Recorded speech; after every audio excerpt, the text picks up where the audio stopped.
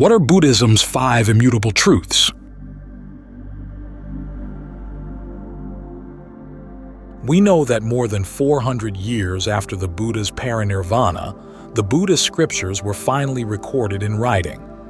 Before that, they existed only in oral form, passed down from one generation to the next by reciters, those who memorized the entire scriptures and were responsible for reciting them to the community. In addition to these reciters, there were also commentators who specialized in memorizing and teaching about the Buddhist law. This transmission process relied entirely on their memory.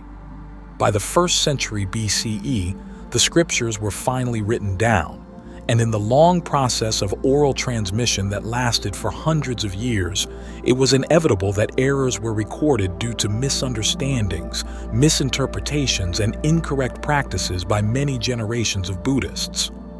Even during the time of the Buddha's presence in this world, there were those who did not correctly understand his teachings and misinterpreted his message. The Buddha had to call these individuals to him and inquire how they had understood his words to speak of them in such a way.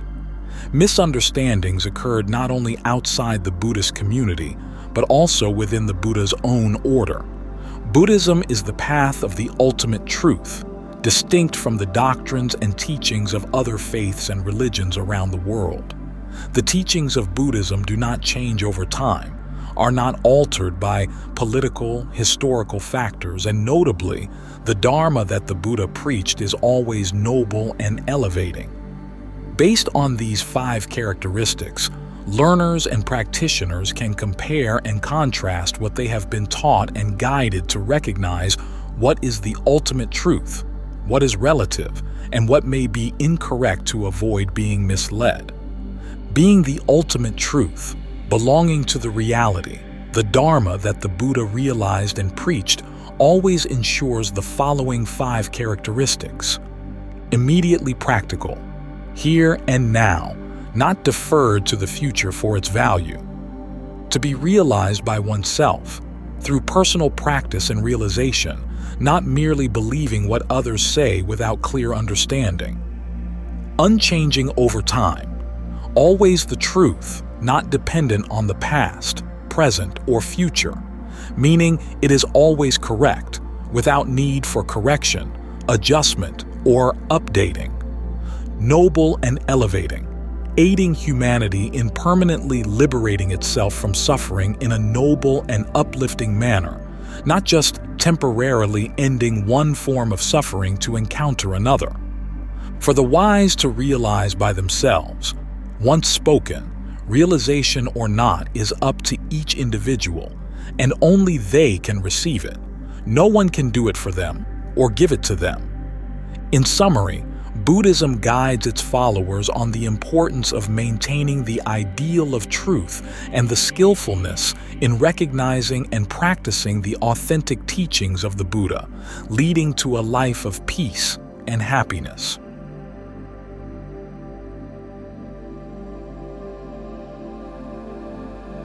Part 1. Practicality in the present.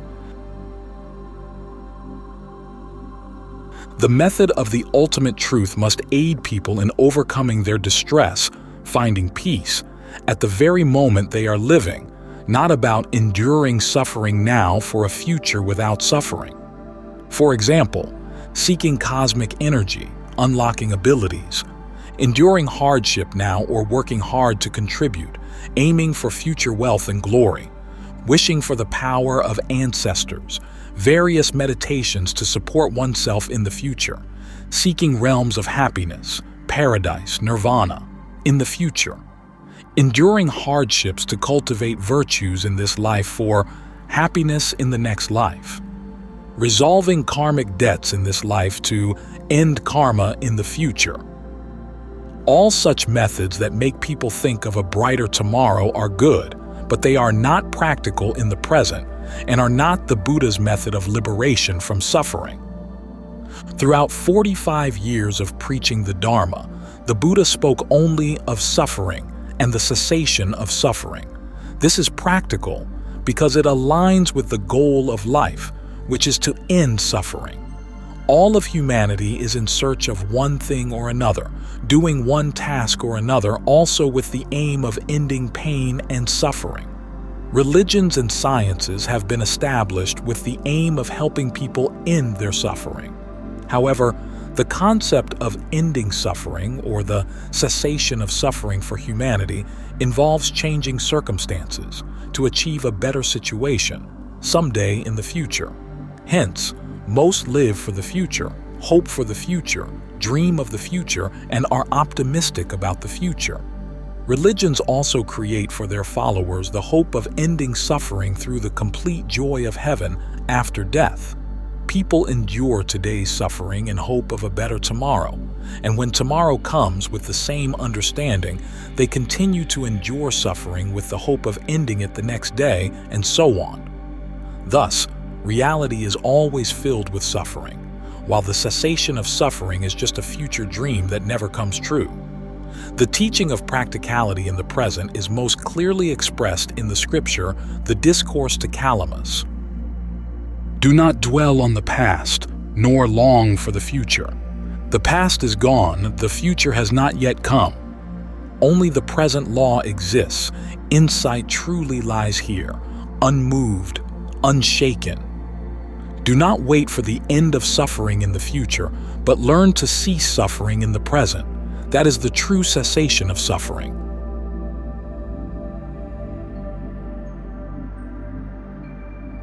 Part 2. To come to see. The second characteristic of Dharma study is, I clearly see for myself what is practical and present, finding peace and happiness in the moment of practice, not because someone said, burdened by karmic consequences, now one must perform rituals like this or that. Someone claims to have encountered this God, saint, spirit. Within one's body lies this and that, unlocking them will grant various benefits. In a past life was this creature, this object, and in the next life, one will go to this place, this revered figure, that person. A famous individual said this or that. Upon hearing the above, simply note, do not object, but do not rush to believe. Observe and gradually verify to ascertain the Dharma with certainty before concluding on your own whether it is the true Dharma or not. Buddhism is the path of coming to see for oneself, not a path where others see on your behalf. What is it that one comes to see? It is to truly see the principle of dependent origination, to see the reality of impermanence, non-self, to truly understand suffering, the cause of suffering, the cessation of suffering, and the path leading to the cessation of suffering. Coming to see also involves different levels. Seeing the truth through listening to teachings or studying scriptures is called scriptural wisdom. Seeing a broader and deeper truth through contemplation of what was heard is called reflective wisdom. And seeing and knowing the truth for oneself by practicing the 4 foundations of mindfulness, living with that true realization, is called experiential wisdom. This is the progression of study, reflection, and practice. Only when one truly sees through the practice of the 4 foundations of mindfulness, achieving experiential wisdom to its completion, can ignorance be fully eradicated, achieving the realization of the 4 noble truths, and thereby attaining liberation. This is the ultimate fulfillment of coming to see.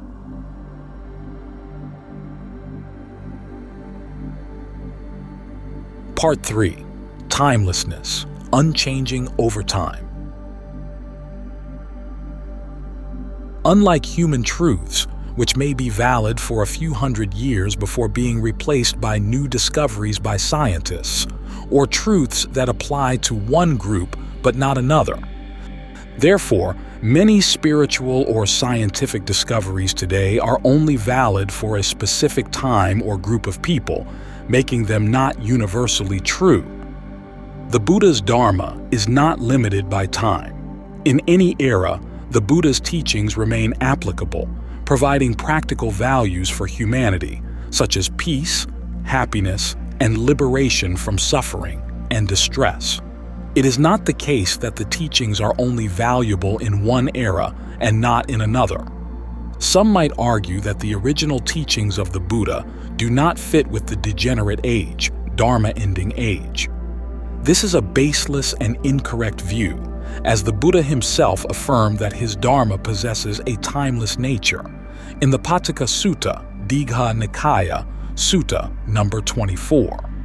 Thus, the absolute truth, unchanging over time, is no matter how much living conditions, wealth, or external material circumstances change, humans cannot end suffering and distress if they still cling to greed, hatred, and delusion.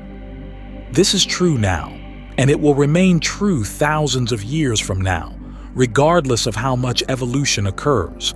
Humans will still suffer if they cling to greed, hatred, and delusion. To end suffering and distress, we must abandon the mindset of mastering external material things or reacting to external circumstances. Instead, by observing our own sensations through the practice of the 4 foundations of mindfulness, we can then truly end distress. Part 4. Noble Direction, Progress, Development. This is the most crucial characteristic of the Buddha's teachings. The Buddha's Dharma has the power to help practitioners transform their consciousness from ignorance and delusion to wisdom and enlightenment. Many people mistakenly believe that Dharma study will lead to complacency, mediocrity, and indifference towards oneself and the world. However, the Dharma is inherently uplifting. It aims to liberate humanity from suffering, to achieve genuine happiness, happiness not derived from craving, but from the liberation from greed, hatred, and delusion. The current development direction of many people is fraught with errors, causing environmental damage, health destruction, war, leading to suffering for many groups to benefit a certain group. The development direction of those who study and practice the Dharma may seem content on the outside, but in reality, it fosters internal happiness, always easy and available, safe, and harming no one. In contrast, the opposite development direction seeks joy and happiness from external circumstances or others, thus being entirely dependent on conditions and others, and therefore not sustainable.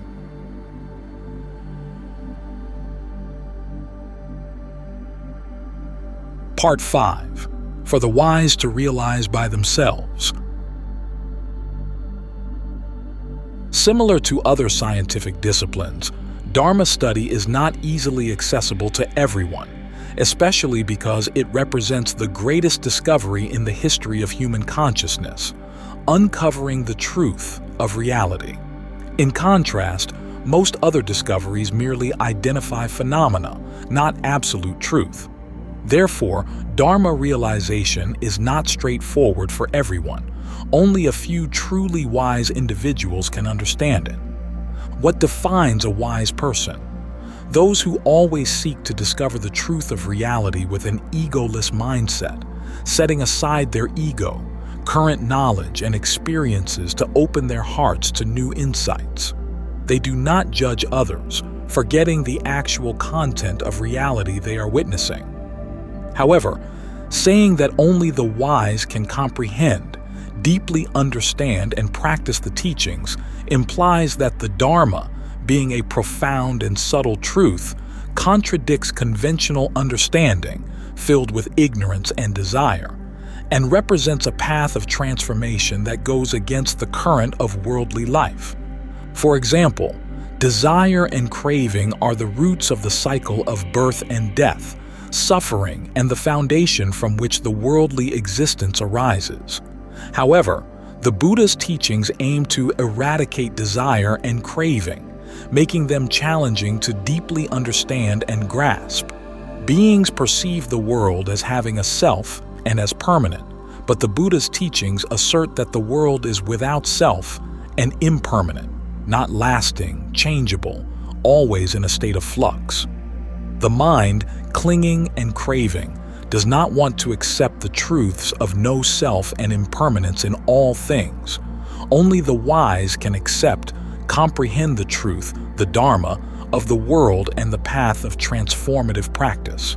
Here, wisdom does not refer to extensive academic knowledge or high educational attainment, but to an individual's foundational level of practice, the capacity to grasp Buddhist teachings, a keen mind, a karmic connection to the true Dharma, through closeness to spiritual teachers and knowledgeable friends, and having studied the scriptures.